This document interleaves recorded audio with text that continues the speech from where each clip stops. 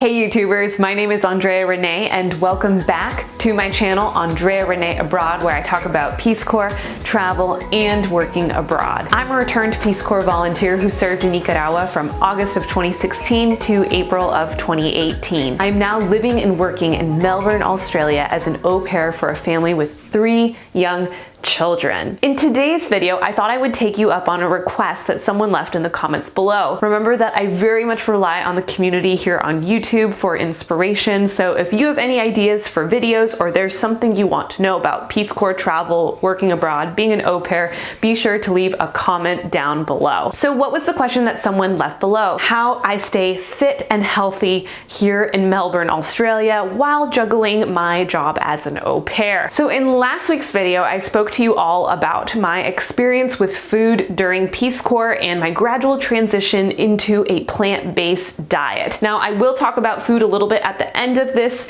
video, but let's first focus on exercise. I'm a person who very much believes that 80% of your health comes from your nutrition and 20% comes from physical exercise. However, that 20% is super important to make sure that you are 100% healthy and fit. So let's talk a little bit about my exercise routine. Every single morning I wake up around 5:15 in the morning. Now this might sound ridiculously early to you all, but believe me, I need to get in my morning routine in order to have sanity by the time the children wake up and my shift begins at 7:30 or 8 depending on the day. So I wake up at 5:15 a.m. and pretty soon thereafter I transition into a 15-minute meditation. I'm kind of a restless sleeper. I'm not a deep sleeper, so often when I wake up in the morning I kind of wake up with a jolt and I feel kind of, I don't know, a little bit anxious. Do any of you relate to me?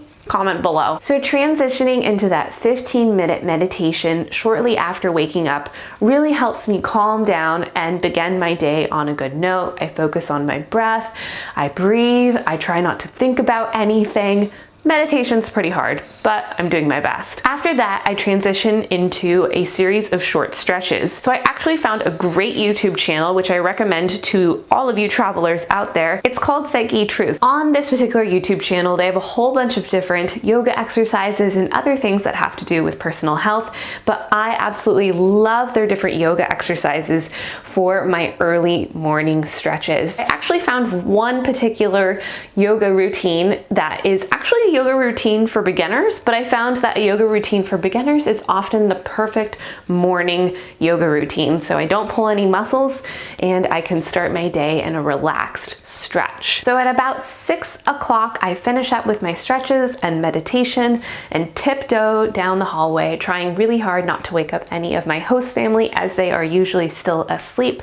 And I head out onto the main road here in my community for a morning run. Now, right now it's generally dark when I run, but with the daylight slowly transitioning into summer, I know that I will shortly have daylight morning runs. For those of you who are looking for a place to run wherever you are working as an au pair or working abroad, I really highly recommend that you pick a simple route that is either just one straight direction or one that is really well lit if you are a person who runs early in the morning like I do, or if you run in the evening.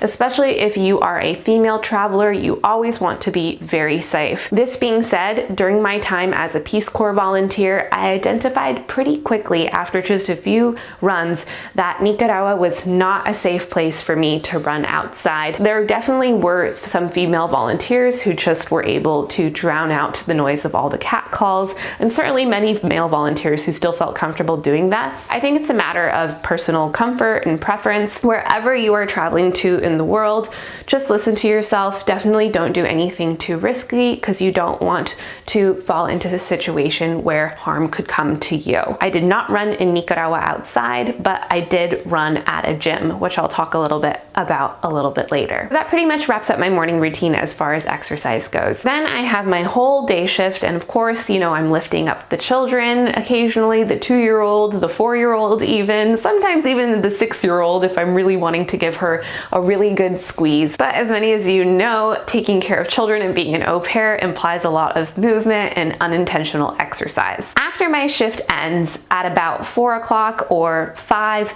I generally head to the gym. In a few of my videos, I've already talked about the fact that I really enjoy having a gym membership wherever I am working long-term abroad. When I was in Peace Corps, I was able to find a gym in the city of ESTELÍ. It was the third largest city in Nicaragua, so it was pretty easy for me to find a gym at a good price. I paid only $20 a month for it, which was absolutely amazing, probably the cheapest quality gym membership that I'll ever have. I always utilize the treadmill at that gym and then use the different weights machines that they had there. Here in Melbourne, Australia, my second week here, I was able to identify a gym that was a pretty affordable price. I pay $31 AUD. I'll convert it into USD down here below.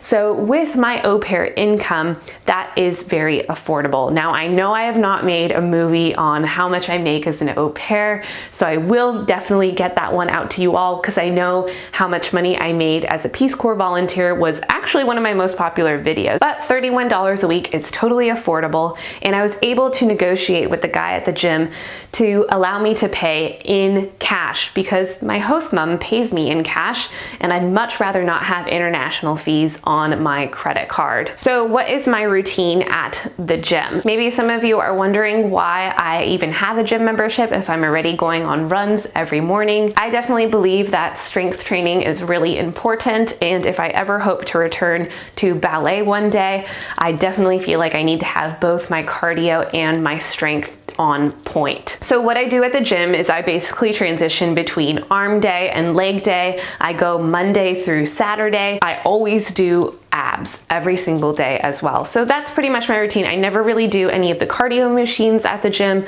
It's mostly just to use their free weights and weight machines. Being from the Pacific Northwest, I definitely identify as a nature lover. On Wednesdays, when I only work until 9 o'clock, I occasionally will skip my morning run in favor of going on a long trail run after my shift ends at 9 a.m. For those of you who are more familiar with the layout of Melbourne, you know that the Yarra River flows through the city, and many parts of the Yarra River are lined with walking paths, and I absolutely adore these walking paths as an excellent place for me to go on trail runs. Many of these paths transition between cement and just dirt. Whenever I go on these long morning runs, I always make sure to have a good podcast or audiobook downloaded onto my phone. So that mostly covers my exercise routine here in Melbourne, Australia. But as I mentioned before, taking care of children often requires a lot of unintentional physical exertion. I definitely noticed after the first month or so that it was much easier to pick up the 2-year-old than when I first got here. So I did promise you all that I would talk a little bit about my diet here in Melbourne, Australia. I will come clean to you all and admit that unfortunately I am not currently on a plant-based diet. If you watched last week's video, I talked about my experience in Peace Corps and how I became a vegan during my time during Peace Corps, only accepting animal products when presented to me by a local, as I very much consider turning down food as turning down someone's hospitality. That being said, I am currently living with an Australian host family who considers meat to be a very staple part of their diet. They often consume meat 3 times a day with each meal. Before I accepted my position with this family, I did let them know that I was lactose intolerant, so I am still not consuming any dairy products here in Melbourne, Australia, and I also discovered that I'm not able to digest Australian chicken for whatever reason, so I'm also avoiding those products. But I am eating other animal products. It's not my ideal situation food-wise, but again, I really do value their hospitality and their generosity at hosting me here in their home. I will definitely have to make a video about how much money I make as an au pair and the benefits of being an au pair, and then perhaps you all will get a better idea of why I cannot bring myself to decline any food that they are offering to me aside from the foods that actually affect me very, very directly. Because I did originally become a vegan for the health benefits of becoming a vegan, I am still aware of what those different animal products are most likely doing to my body. So what I do is I try to make sure that on my days off, when I'm just on my own and in charge of my own meals, that I am eating plant-based. I am also now taking a turmeric supplement to hopefully counteract some of that inflammation that's happening as a result of not having a plant-based diet. But for now, I'll just do the best I can. I'm only here for 2 more months. So once I am in a position to be in control of my diet again, aka on my own and not with a host family, then I will absolutely return to a plant-based diet as it is the best for me. As for all of you, if you are also in a position where you have a particular diet, I do really encourage you all to consider it from the point of hospitality. Remember that having a diet or dietary preferences is a privilege, and living with a host family is an honor. And if they are offering food, that is their way of showing their love for you, right? Their generosity. So to turn down their food is to turn down their hospitality. That's the way I see it. Now, I could go into mental health in this video, but I honestly believe that it deserves its own video as far as how do you stay sane when working as an au pair. So I will save that video for another week, but I hope this was a video that gave you a better idea of how I manage my physical health while I am an au pair. Thank you so much for watching this video. If you liked it, don't forget to like down below. And if you are new, I would absolutely love for you to subscribe if you are interested in receiving more videos about Peace Corps, travel, working abroad, and au pairing. If you haven't yet followed me on Instagram, I would love for you to follow me there so you can see my daily vlogs, and you can also follow me on my blog and my Facebook. I think that covers it all for this week. I will see you all next week.